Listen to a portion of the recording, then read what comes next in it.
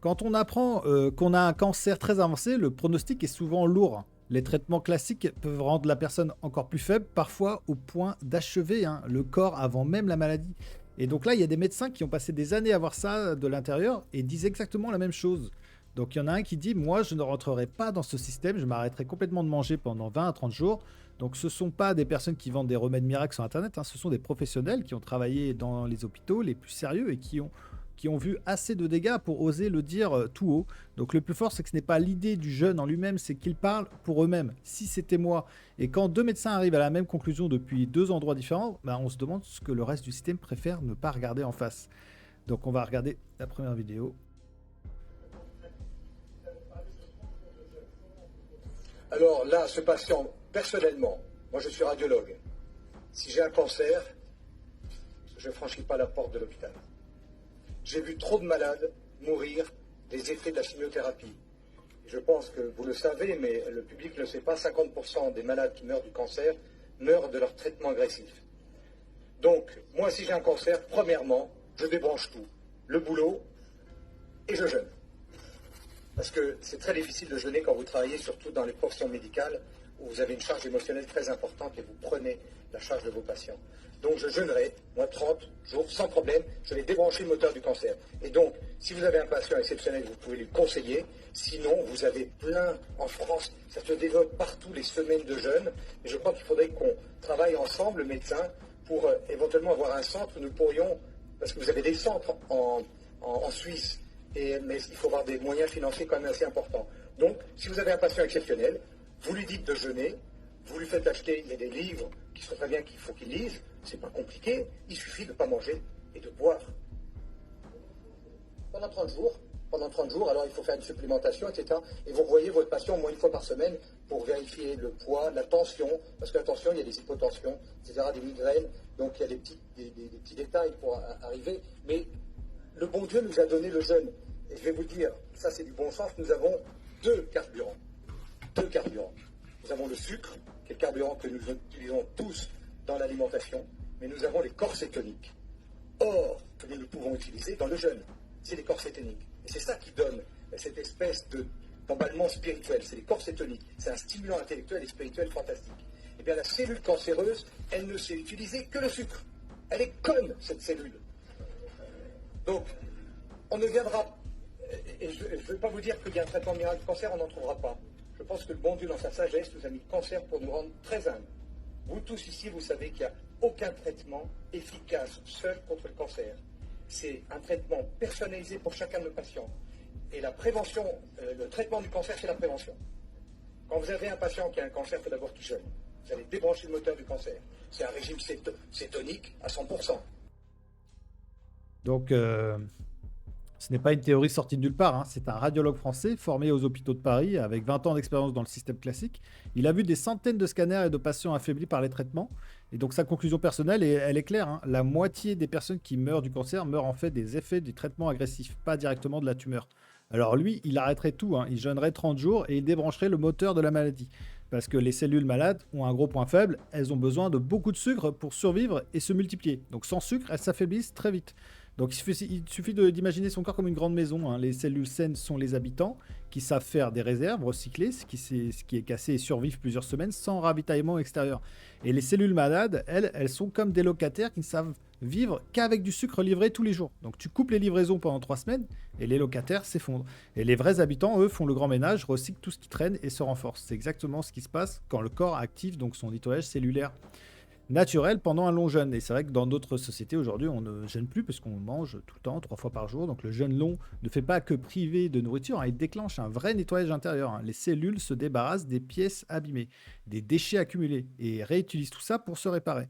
Donc pendant ce temps, les cellules saines ralentissent leur croissance pour se protéger. Donc les cellules malades qui veulent continuer à grossir à tout prix s'épuisent et deviennent plus fragiles. Donc c'est la même logique qu'un autre médecin spécialiste dans la nutrition explique dans son propre scénario. Face à un cancer très avancé, il arrêterait de manger immédiatement, au moins 20 jours, peut-être 30, parce que le corps sain peut fabriquer son propre carburant à partir de ses réserves de graisse. Donc la tumeur, elle a beaucoup plus de mal à s'adapter quand on lui retire son carburant préféré. Donc là, ce médecin ne joue pas au guérisseur, il fait un exercice simple. Si j'étais dans cette situation, voilà ce que je ferais. Donc on va voir. If you had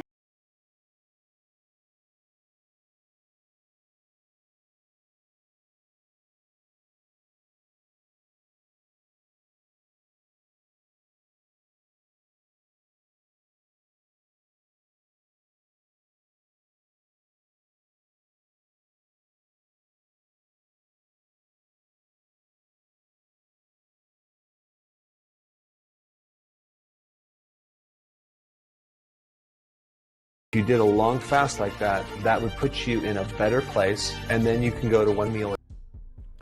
Et donc là, il arrive à la même conclusion que le radiologue français. Deux parcours différents, deux continents, un même constat. Quand la maladie est très avancée, le traitement classique ressemble parfois plus à une loterie dangereuse qu'à une solution sûre. Donc là, d'autres médecins qui le disent aussi, le vrai point aveugle, ce n'est pas que ces médecins racontent n'importe quoi. Hein, c'est que des travaux de recherche ont déjà montré que réduire fortement les apports alimentaires pendant des périodes contrôlées aide les cellules saines à mieux résister au traitement tout en rendant les cellules malades plus vulnérables. Donc ce n'est pas du jeûne extrême fait tout seul dans sa chambre, hein, c'est une façon d'utiliser le fonctionnement naturel du corps. Pourtant, cette approche, elle reste très peu utilisée, hein. Il y a quelques cliniques à travers le monde, surtout en Russie, en Suisse, en Allemagne, qui sont peu utilisées dans les soins habituels. Et parce qu'on ne peut pas vendre de ne pas manger, parce que la formation des médecins reste très centrée sur le médicament, parce que le modèle actuel avance surtout sur des traitements qui peuvent prolonger la vie de quelques mois, mais au prix d'une grande souffrance. Donc le risque existe aussi de l'autre côté, hein. Un jeûne de 20 à 30 jours sans suivi médical peut être très dangereux. Donc il ne faut pas jeûner comme ça à la va-vite, surtout si la personne est déjà très affaiblie par la maladie. Donc reprendre à manger trop vite après un long jeûne peut aussi créer des graves problèmes. Donc ce n'est pas une solution magique ni sans danger, mais c'est une piste sérieuse qui mérite d'étudier et pas ignorer, quoi. Donc là j'ai d'autres vidéos, mais elles sont full anglais, donc je sais pas si ça peut vous intéresser, mais bon, celle-là dure pas trop longtemps. On va la mettre. Do a fast on water, Il fait and you want to remiss terminal conditions. I'm absolutely convinced there's not one single terminal condition that can't be remissed with an extended fast on water. Not one. I've seen too much. I've experienced it. I've watched people. I have a lot of dear, dear friends now who thought they were going to be dead, who are every day getting up out of bed because now all of a sudden every single day has such meaning and such gratitude that they wouldn't dare miss a sunrise or a sunset and everything in between. Voilà, donc là, toutes les vidéos révèlent c'est qu'il y a une fissure de la confiance, hein, pas seulement à cause des dernières années, mais une fissure plus ancienne. Des médecins qui ont vu de l'intérieur du système et qui, pour eux-mêmes, ne veulent plus miser uniquement sur ce qui affaiblit encore plus le corps. Ils ne disent pas que tout le monde doit arrêter les traitements. Ils disent, quand on arrive au bout et que les options classiques ne suffisent plus, je préfère miser sur ce que mon corps sait encore faire plutôt que sur ce qui l'achève. Donc c'est dur à entendre, et c'est peut-être le signal le plus honnête qu'on ait eu depuis longtemps, hein. La vraie question n'est pas est-ce que le jeûne soigne le cancer, c'est pourquoi la médecine dominante a-t-elle si peu exploré les approches qui utilisent le fonctionnement énergétique naturel du corps pour rendre les soins existants moins durs et plus efficaces. Parce que là, on parle de biologie simple, les cellules malades ont besoin de beaucoup de sucre.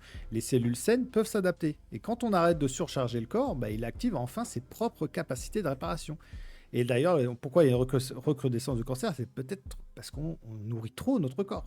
Peut-être c'est simplement un mécanisme de notre mode de vie. Et si la médecine de demain ne ressemblait pas seulement à un médicament de plus, mais juste à l'intelligence de savoir quand il faut laisser le corps faire son travail. Donc restez lucides, prenez soin de vous, je vous dis à la prochaine, ciao.